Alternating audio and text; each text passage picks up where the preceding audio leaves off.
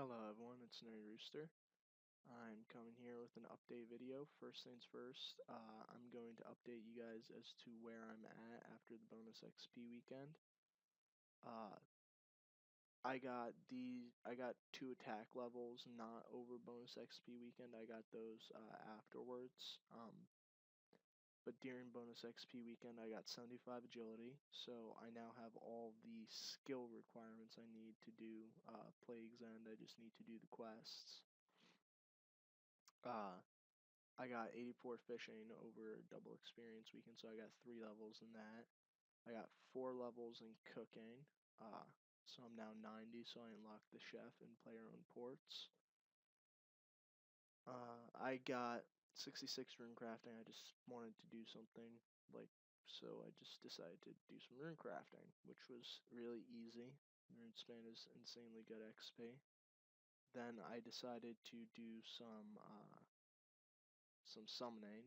Well, that was my main plan over the bonus XP weekend going into it. And I got 90 summoning, so I do have Unicorn Stallion unlocked. It's actually not as good as I thought it would be because the heals you can only do like 3 at a time. So it's still relatively good, but I feel like it's not going to be the thing I want it to be. Yeah, and then let me see. I got 100 dungeoneering over the bonus XP weekend, and then I was doing some more dungeoneering so I could get my chaotic spear, which I have equipped right now. So I ended up getting 101 dungeoneering. Uh, so let me just check my ports real quick. Alright, we succeeded in that mission. I just unlocked the next region, which has the trade goods, and unfortunately, the mission for the Tetsu scroll failed, so I still only have the 1 Tetsu scroll.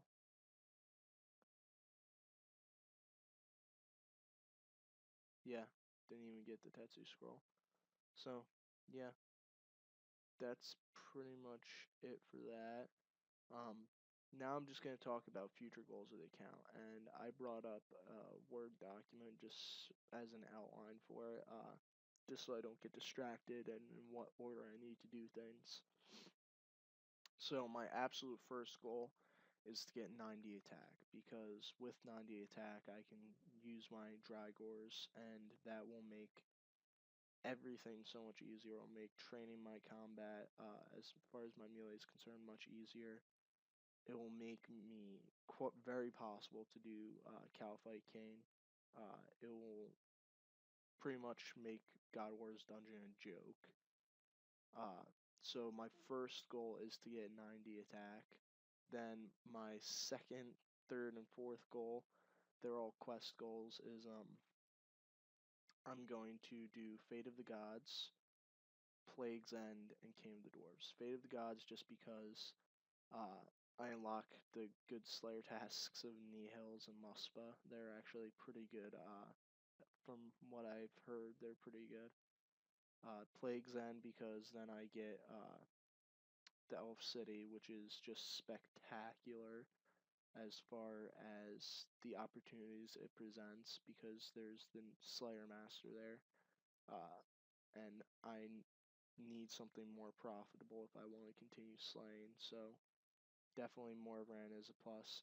King of the Dwarves because I need to get the extended gravestone before I start doing God Wars Dungeon, because if by some freak accident I end up dying at God Wars, then there's literally no way I can get kill count in enough time to retrieve my stuff. And losing my 2 Drygores at this point would pretty much mean the death of me, because I'd have to start all over again from scratch. And I really don't want to do that, especially after how much I had to grind in order to get them. And then my fourth immediate goal is to get 96 Herb Lore. Now, this is really, really, really important because I cannot do higher level boss content such as Nex or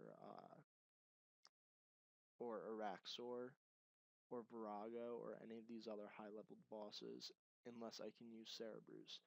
And I can use Cerebrus right now. There are no level requirements to use them, but you would need to drink Super Restores a lot too because the Cerebrus do drain your stats. So if I have overloads to reboost my stats like every few seconds, then it makes everything so much easier. I can do Araxor, I can do uh, Virago, I can do Rots, uh, I can just do so much once I get 96 Herblore. It will just make PVMing like one of the easiest things ever. So that is one thing I do have to do, and I do realize that. But from what I hear, you don't need overloads to do Calfight King, and you do not need overloads to do like any of the God Wars dungeon bosses. What I'm planning on doing with the God Wars dungeon is I'm planning on uh, bringing my War Tortoise filled with food, my inventory filled with food, and then I'm going to bring the Healing Aura Scrolls and Unicorn Pouch so that after my War Tortoise is empty, I can just summon the Unicorn and use its healing. I have a feeling that's probably going to be the most efficient way to do things because it's honestly not worth it to just bring the Unicorn because it can only heal you like 3 times every like minute or something like that. So it's not really as worth it as bringing the War Tortoise and then summoning the Unicorn. Um, Serious plans, things that I have planned after these immediate goals. Mind you, this is not before these immediate goals. These are goals after, uh, just as series that I can do instead of just having random update videos. Uh, the series ideas I have are Road to 100 QBD kills from scratch. Now, this I could probably start doing now. It wouldn't be nearly as efficient if I waited. Uh, well, I'd probably wait till I could wield my dual Dragors, but then I could easily do that, and that's probably something I'm going to do. Uh, but something I definitely want to wait until I get 96 Herblore for is Road to Dual Ascensions from scratch. Uh, and yeah, the other one I have is Road to Pernix from scratch. Uh, in my opinion, Pernix is cheap enough that it doesn't make it really that necessary to get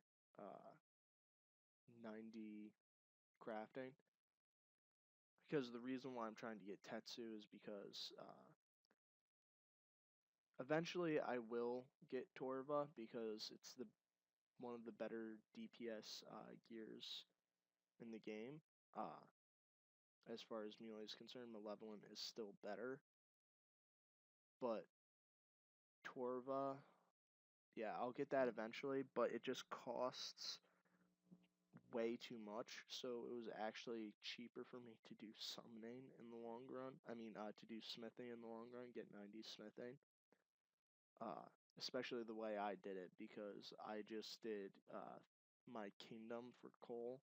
I just did that for like a few months, and I got an insane amount of coal, and I did mining with like Myth and Addy, and I just did Artisan's Workshop. So the cost was virtually nothing at all uh, to get 90 smithing. Granted, it took a long time, but yes, another immediate goal I need to do is get 90 fishing. I just forgot about that. Um, the reason why I want to get 90 fishing is because uh, it will be extremely hard to actually get Tetsu without it because the whaler, his trade mission, his trade good mission, is plate.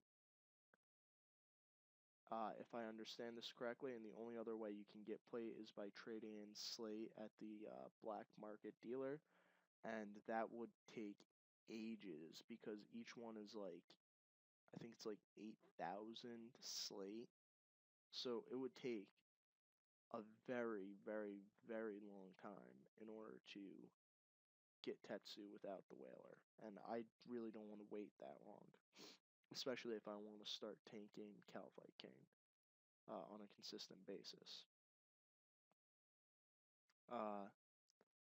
Yeah, so that's all the immediate goals. As I said, series plans, I'm probably going to start Road to 100 QBD kills from scratch relatively soon. I'm thinking what I might do is I might wedge it uh, between starting to do God Wars Dungeon and learning Calphite King and 96 Herb Lore, just because I can use the cash I get from the 100 QBD kills to probably get 96 Herb Lore. And then I'm probably going to do Road to Dual Ascensions from scratch. Now that, it would have to be up to you guys. I could either do it completely from scratch where I had to get the keys from farming by myself, or I could just buy the keys and do something else to get the money for the keys. It's up to you guys, so if you want to have any say in that, just leave a comment in the description. Road to Pernix, this is like the least of my priorities, because honestly, the regular God Wars dungeon armor is perfectly fine for getting into PVM, except for like higher level bosses. Like the mid-tiered bosses that I'm talking about here, you really don't need that high level armor for. Then future goals that I have for my channel and my character in general is 95 prayer for Turmoil and Soul Split. That will be like insane. That's definitely right up there with 96 Herb Lore. I've talked to a few different people while watching their streams on Twitch, and everyone seems to say that 96 Herb Lore is more important than 95 Prayer. So I'm going to trust their judgment on that and go for 95 Prayer after Herb Lore. And then I'm going to be doing Slayer tasks from Morbran and charms I get from that. I'm going to try to get 96 summoning, although this is not my top priority either because the War Tortoise has pretty good storage as it is. Granted, a yak would make everything easier, but yeah. So those are the general goals for my channel as it stands right now. I'm also going to get 110 Dungeoneering at some point just for the hell of it because I forgot how much I missed Dungeoneering. But yeah. Alright, that's it for this recording. I'm going to be very busy this weekend because I have a chemistry problem set and a chemistry exam, which are both due Wednesday. So I will be working my ass off on that. And then I have a botany exam on Friday. But after that, it's spring break, so I'm just going to try over all next week to get 90 attack, and that is all I'm going to do. Just because I do have a lot of school, and then over spring break, I'm going to do the 3 quests I talked about, and then I'm just going to start bossing a lot and doing a lot more Slayer. But yeah, I have actually yet to test out my Chaotic Spear on Corp or on Frost Dragons, so that's also something I'm probably going to do in the future. But yeah, so, alright. As always, guys, don't fly the coop.